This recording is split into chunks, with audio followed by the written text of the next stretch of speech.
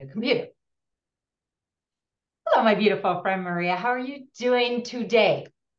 I'm doing great, actually. And it's always a great day when I get to see you and we get to chat because I just love the places our conversations go to.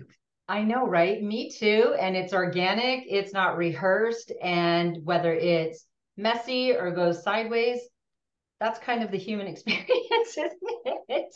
It is. And, I just want to do a shout out to Donna, my team member, because She's this was wonderful. Donna's idea, right? Donna just said, I want to be a fly on the wall when the two of you talk. And so I just want to thank Donna Thank you, for Donna. You're this wonderful. idea, You're right? wonderful. That's yeah. And it's so amazing when you're sort of isolated or there's people in these pockets wanting, craving, having these conversations and helping other people have these conversations. And you kind of think like you're kind of the weirdo in your neighborhood, right? Like Yeah, when I that's first started, I'm like, don't you just want to be the change and like let's have these conversations? Everyone's like, no, thank you. yeah. Right? So there's you. We can do this, right? And you realize we're out there. Yes. People are out there and creating these beautiful, wonderful, safe, real places Yes. to have these conversations. And you are definitely one of those people. So, oh yeah.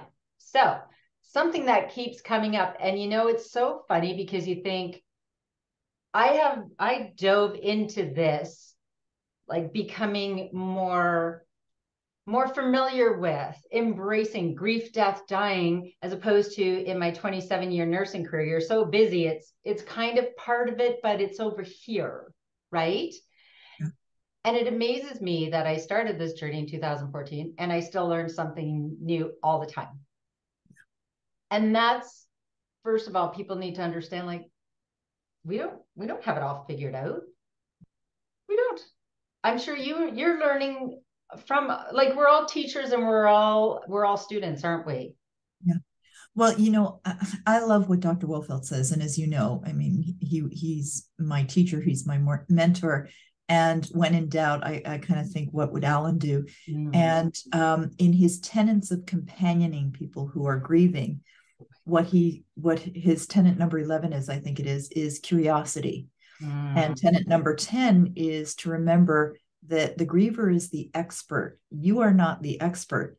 And so, because that's how I approach every client conversation, I'm going to learn something in every conversation because they're going to teach me about their grief and what grief looks like and feels like to them.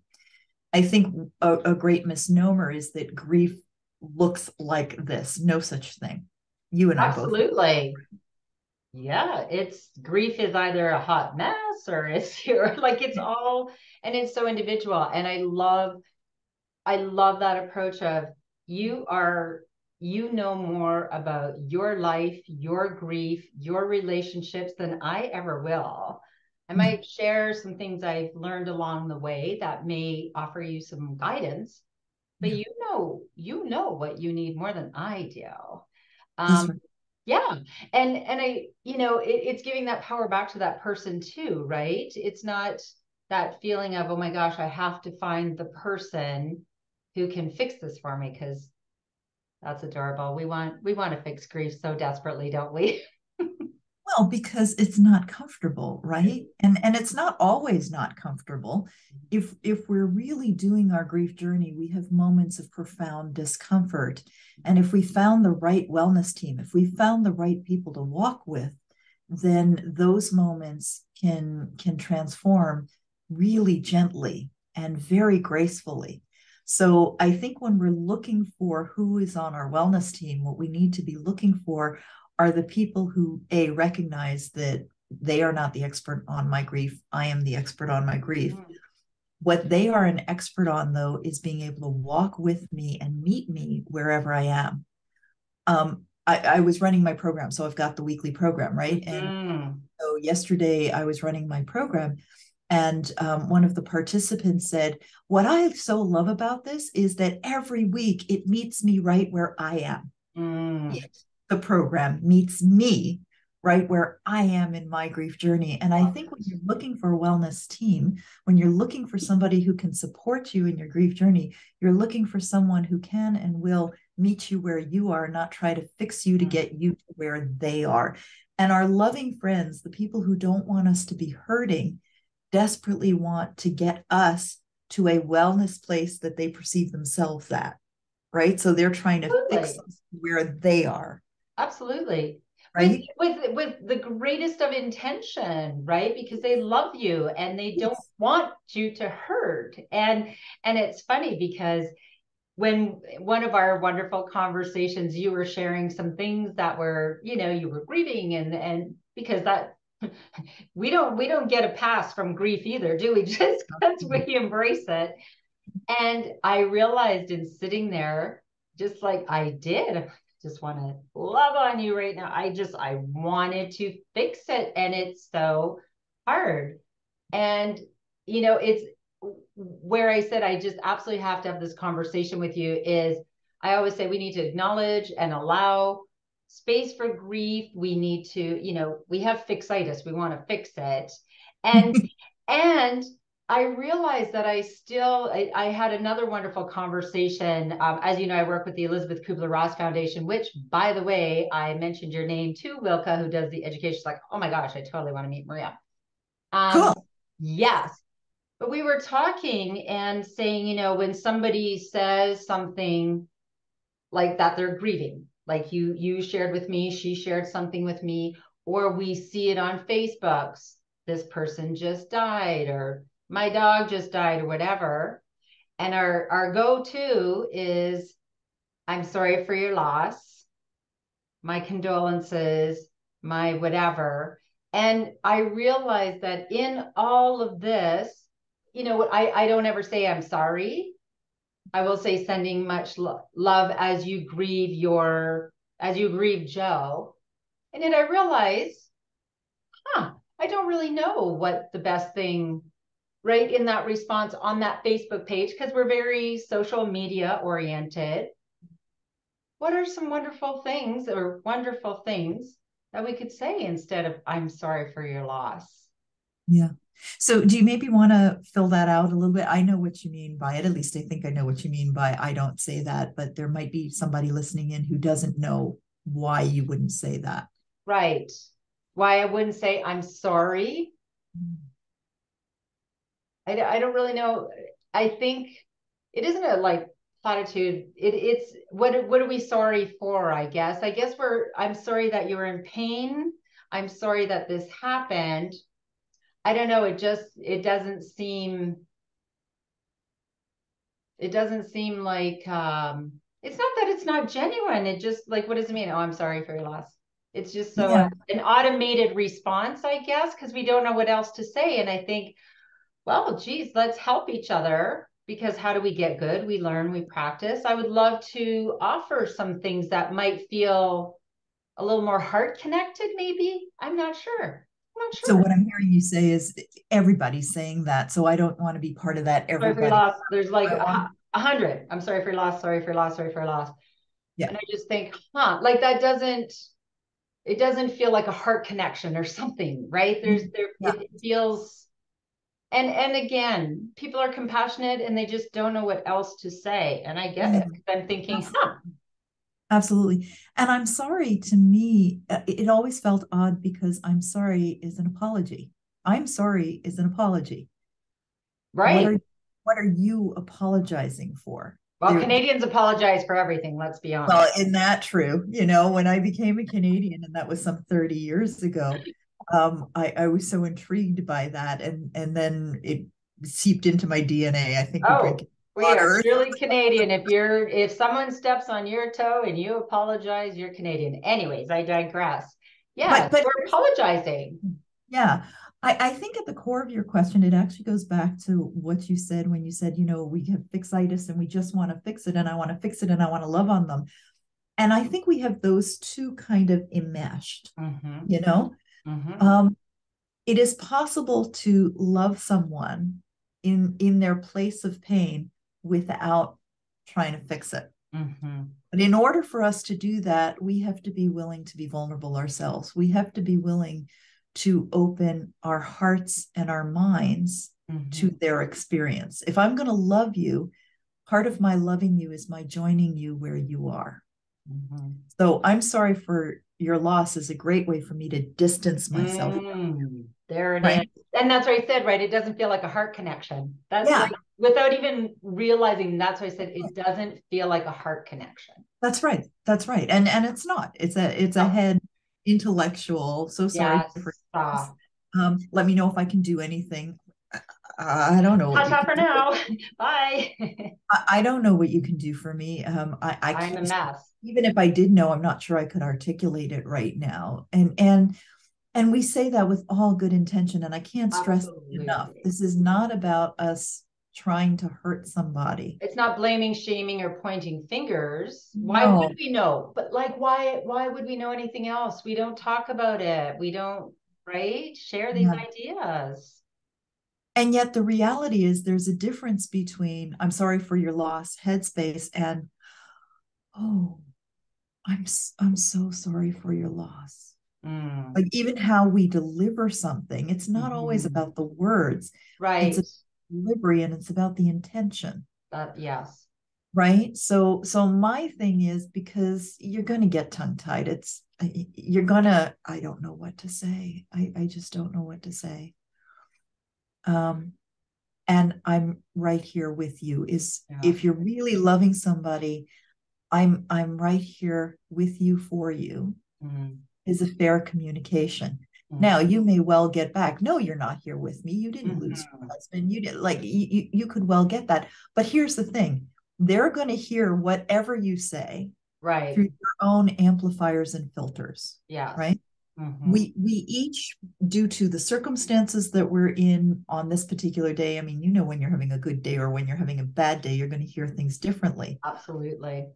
The internal amplifiers and filters are going to hear wherever we're coming from. Mm-hmm. We may not hear the intention you're Right. coming, Right. right? Yeah.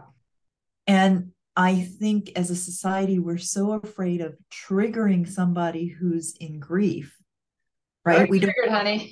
Like they're My already grieving. favorite, Don't my worry. favorite is I don't want to say I've been thinking about your husband because I don't want to remind you. Like I I forgot. haven't forgotten. I promise. Right. Yeah, exactly. Right. But we're so terrified that we're going to trigger the person in grief. Wouldn't it be wonderful if instead our way of thinking about it was our word trigger? Really, what we're saying is, I'm so afraid you're going to mourn in front of me. Oh, absolutely. Because if you are crying in front of me, guess what? You're not grieving, you're mourning. You've successfully converted some Mm. of what you're feeling into an external expression. So, what if instead of I'm afraid of triggering your grief, I teach you that I'm a safe place for you to mourn? Oh, beautiful. It's gorgeous. And Right? yes. And Yeah. yes, because that grief, we want people to hold it all in. She looks so good. She's holding it together. And that morning, and here's the elephant in the room. I love everyone. If it makes you uncomfortable, if someone is mourning, that external expression and grieving, that's okay. You'll Yeah. be okay. It's not about you. Mm. If you have triggered someone to cry or to be able to do that, good for you. Good Yeah. for you. Yeah. And Yes, if we can hear it as thank you for honoring me. And it's harder when it's thank you for honoring me with your anger. Granted, it's mm-hmm. much harder when it's Oh, thank you for honoring me with your anger. But for absolutely. somebody to be angry in your presence, Yeah, there are a lot of people who can't get to anger unless they're feeling safe, right? absolutely. Yes. So we need to understand that whatever the mourning, whatever the expression of what's going on, if we as a society could learn to not take it personally, but rather to recognize you're hurting right now. You're hurting right now, and Mhm. I can be here with you. And not everyone is going to, it would be wonderful if, you had your little tissue and that was it. Grief, like you said, people mourn differently. They may be very irritable. They may be like, oh, I just want to hit something, you know.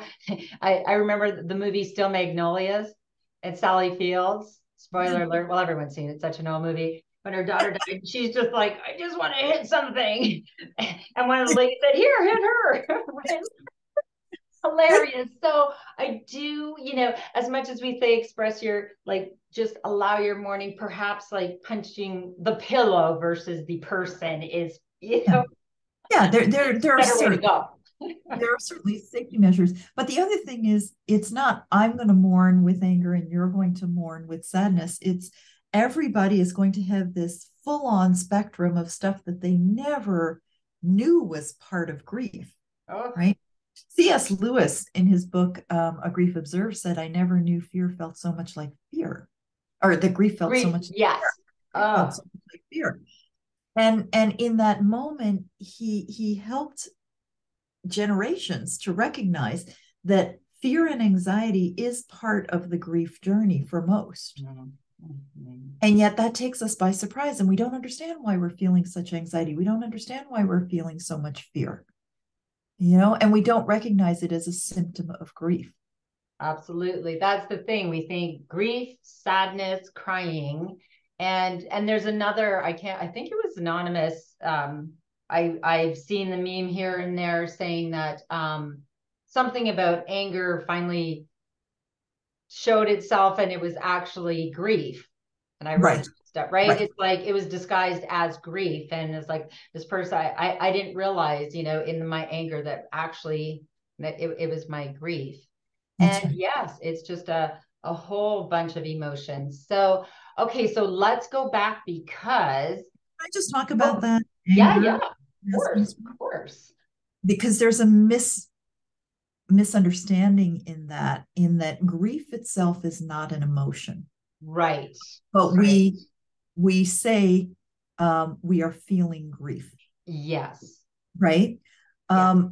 So that quote makes sense in the context of anger is one of the emotions I will feel in In grief. my grief. And Yes, for so sure. if I start believing that I'm angry because, you know, this person bagged my groceries wrong, and so I'm lighting into them. This is, by the way, a personal example. I really did this at a Target. This poor guy, you know, I'm sorry, little guy. Yeah. just cracked the eggs at the bottom, and I was Right.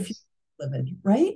Mm-hmm. And I'm ugh, and I'm putting it in the car, and the eggs of course crack and go everywhere, even though I knew they were there. Oh, And this flood of tears, yes, all I can think about is my father, who I used to go grocery shopping with. He's of the one who course. taught me how to go grocery shopping. Of course it's my grief. Of Of course it has course. very little to do, I won't say nothing, but it has very little to do with eggs at The the egg bottom. situation was very annoying, perhaps wouldn't bring a flood, Yeah, right? but that disproportionate anger Yes. is the Yeah. indicator that there's grief here, that this is the anger of grief. So Yeah. anger of grief is something different than the notion that underneath my anger is a feeling of grief. Does Mm-hmm. that distinction make sense? Oh, totally. So you just like the context, right? And it helps us to understand. It helps us like, oh, I get it. Okay. So in our grief, we can feel every emotion. Grief itself it's in our grief journey. And I say it's like a roller coaster. And you know, I think it's adorable when people think that they're going to be able to predict how isn't that just hilarious or when it's going to end. I've been grieving this long. When am I done? I'm like, oh, that's so adorable. I Yeah, like the word adorable for it, that. it is. Well, it's I thought, oh, you're so adorable that you think this is how it works. And I mean, and I always remind people, of course, we know that grief can the journey of grief can be experienced in any heartache. It's not just when someone dies. And I've shared this, but I'm laughing at myself because, you know, I like to bring humor because it's already serious enough. And I'm just laughing at myself because our 18-year-old twins are going away to school. And I just know, I'm just like, yep, trigger alert. You know, I can look at a baby picture. I'm a puddle on the ground. I'm putting up collages. I'm doing like all these things. My kids are just like, oh, But I know, just let me have my process here. And sometimes I'm smiling about it. Sometimes I'm crying. Yep, I get it. I don't know. Like, oh my God, how are you going to be when your children actually leave? I said, I'm anticipating a pretty messy ride, but Yeah. and I'm just going to be with it. And I love that. Just let me have my process. Just Yeah. let me have the space and the grace Yes. to do the process that I need to do around this. I'm going to be fine with it. Yes.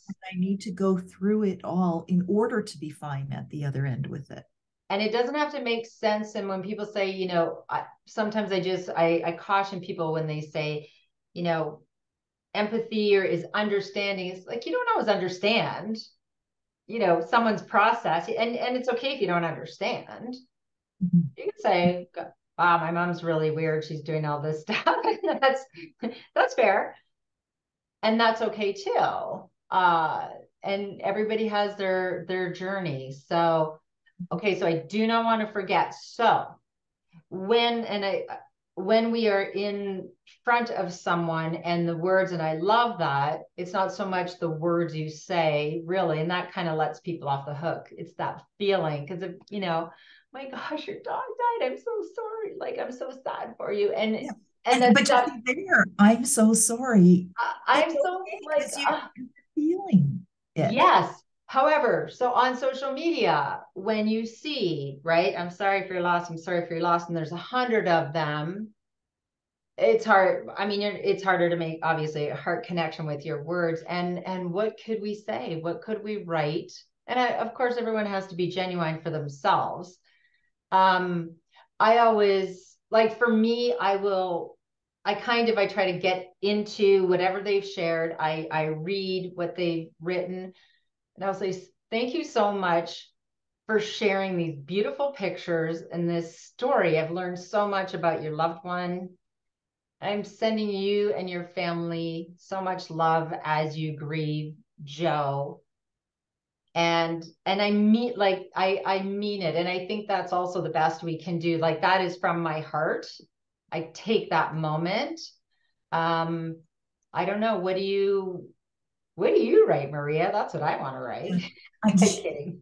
I don't write the same thing for everybody. Right? Oh yeah, me neither. Because it's really important that I be present, as you said, Yes. what their messaging was. So whatever their messaging is, what I do is, first of all, if I see something like that coming in, I don't deal with it the first time I've seen it, because chances are I'm in my world.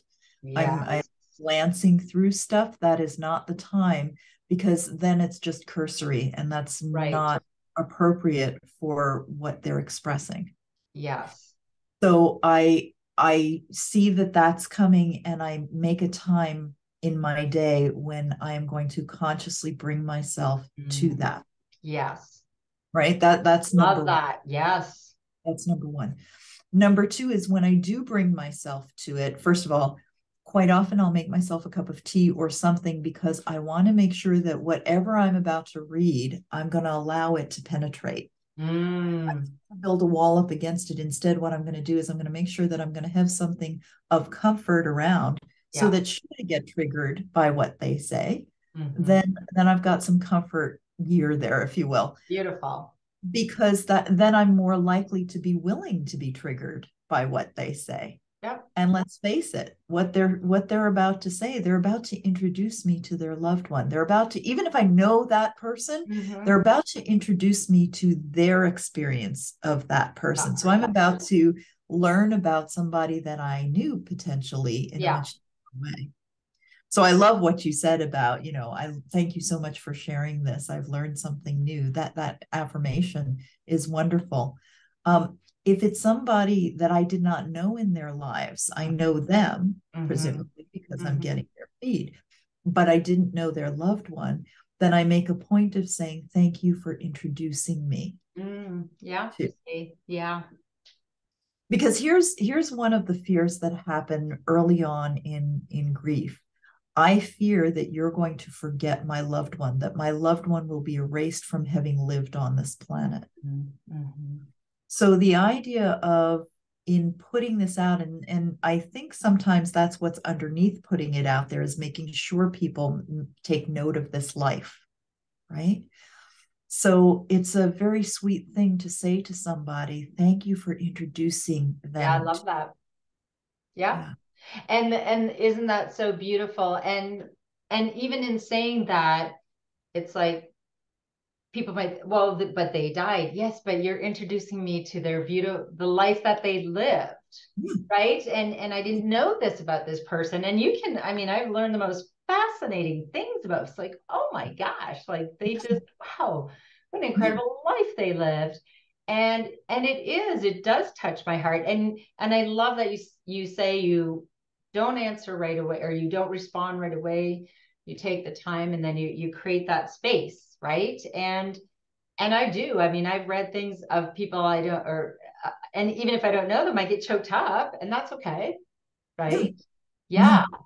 I Well, just we love want to make that. sure that we're not just skirting over it, because if we are just skirting over it, our message back is going to be a skirt over. Of And course. that we don't want to do, because that you feel that on the other side, Yeah. right? Yeah. And again, and you've said it and I've said it, and I'm going to say it again. Why would anyone, any of us, know how to do this any differently? We have not normalized these conversations. So what you're doing, what I'm doing, is all about saying, hey, let's learn this together. I learn from you every time we speak, and it's Oh, yeah. wonderful, right? Yeah. And sometimes the other piece is, I say, when you don't know what to do, you don't know what to say, just show up. If you didn't just show up in the past, forgive yourself, Yeah. and just show up now. Reach Mm. out and say, this happened, and I was not there for you, and I'm really sorry, and whatever, it's part of the human experience to not get it right. Yeah. And yeah, and just go easy on yourself. Yeah. One of the teachers that I love, because she taught me such an important lesson in my life: when we know better, we do better, Maya Angelou, right? Ah, beautiful. Because Absolutely. when we know better, we do better, Yes.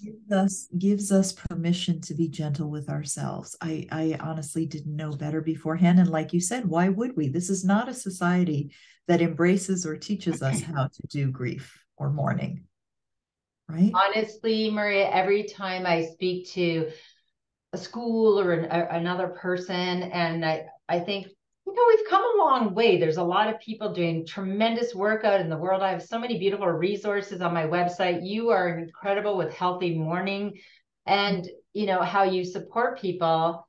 And yet you hear, and it's somebody, a student died, a teacher died, and no one's talking about it. Yeah. Yeah. And you Yeah. just think, okay, Yeah. I have a really sad moment, and then I'm grateful. I remember the gratitude and say, okay, we're part of doing this differently, and we can, and we all can, Yeah. Yeah. right? Absolutely. We all can we all can find a way to get comfortable with our own grief, because when we're comfortable with our own grief, we can be there for somebody else. We live in a society that teaches us to bury and carry our grief. So we all have buried and carried grief. In Absolutely. order for me to open up to be there with you, what I'm saying about, I make the cup of tea in case I get triggered, it's because I've got buried and carried grief. We all do. And Absolutely. so if we're afraid of triggering our own grief, we're not going to be able to be there for somebody else who's grieving, because we'll be terrified that they're going to trigger something for us. Right. And whereas we're grief avoidant, we're mourning Mhm. phobic, Oh, terrified of their mourning and of our own mourning, of any expression of the grief. oh my gosh. When I started writing my book, and I heard from literally everyone, I don't know what to do. I don't know what to say. And the biggest thing I heard from everyone, what if I make them cry? And people Yeah. are terrified. What Yes. if I make them cry? And I just thought, wow. So I tell everyone, P.S. chances are I'm going to make myself cry, and I am mandated to make at least one person cry a day. So if somebody wants to just go ahead and cry, and there will be no apology for my tears, and there will be no hushing up the crier. And if you say, I'm sorry, I'm going to go sit on your lap because like, I'm sorry, I'm crying. I say I'm sorry. Are you crying? That's how deeply instilled in us it is. All Yes. years after doing this work, absolutely. Something took me off guard and tears started coming, and I went, I'm sorry. Yeah. And then I heard myself say it, Wait a you minute. know. I'm not sorry. I'm sorry. I said I'm sorry. I, Right? what happened in that instance was, I realized I was trying to dry and clear my tears at the same time as I was delivering an apology. And I stopped and I looked the person in the eye and I said, I want to be really clear about what I'm looking to communicate here. I am sorry if my tears are making you uncomfortable. And I'm very grateful to you for making a space where I feel safe enough to allow my tears to roll. Right. That's what I ended up saying. And by saying that, obviously more tears came. Of course. Oh, the floodgates are open now. And when you say people are uncomfortable, and I think, well, you'll be okay. Yeah, it's uncomfortable. You'll be okay. You'll get through it. You'll move past it. It's so funny because even when we think of times we've grieved in our life, I say, you got through it. Like you're still here, right? And you supported someone who was sad, or you just showed up at a visitation or funeral, whatever. And yes, it's uncomfortable. And we get through it. We're okay. We're okay. I think the more we make a safe space for each other to be right where we are, whatever that is, Yes. the more we'll allow tears, the more we'll allow laughter too. I grew up in a household where laughter, the sound of laughter, bothered my father. We later discovered that was a PTSD reaction, right? He heard it as machine gunfire, right? Wow. But But you didn't know that growing up. I didn't know that growing up. I just knew that my laughter was offensive. Can you imagine what that did to my ability to laugh, and how I hear other people when they're laughing? There's a right. Wow. So we need to be willing in a compassionate society to make space for everybody to have the reaction that they have. Wouldn't it be wonderful if we could greet people's emotions with love instead of fear? Because it is the fear that would have us block somebody's expression of grief. It's our own fear that causes us to block the mourning. What a different world it would be if we recognize that we could welcome that with love. That could just open a whole other hour conversation because and we're going to talk about it next time, because I feel like we're so afraid to open. And when we talk about compassion fatigue and burnout, I believe that one of the greats is holding it all in and not allowing that connection because we're so afraid. Ooh, Maria, we can talk all night. I love it. All yummy stuff. Yeah. Today's my last day to be 57. P.S. Tomorrow's my birthday. That's right. Tomorrow's my birthday. 58. Happy birthday. Thank you. And when people say, oh, you shouldn't ask someone's age, it's like, I am so delighted that I have gotten to be here this long, and I aspire to be here many other years. Yes. Yes. Yeah. I got to be here and I earned being here. My kids say, my God, Mom, you were born in the 60s. You are ancient. And I said, yeah, and I'm fabulous. So, yes. So, yes, my cheeky children will see what they have to do about that. But yes, I am going to celebrate all of it. So, my friend, I just love being with you. I love these conversations. Thank you for being such a bright light in this world. And we're going to just keep having these conversations because they're just I'm so excited that we're doing this. And thank you. Thank you for making this space. And thank you for being such a bright light and for being such a conduit to connect to those of us doing this work. That's amazing. I love it. That to me is one of the greatest greatest parts of this new journey of mine is getting to connect with kindred spirits, because we're talking about, right, social change, compassionate grief communities. We need many voices, and we're out there, and we're all going to connect. Yay! Yay! Have a most wonderful evening, and we'll talk next week. Thank you. All right. Namaste. Namaste. All right. Bye for now. Bye-bye.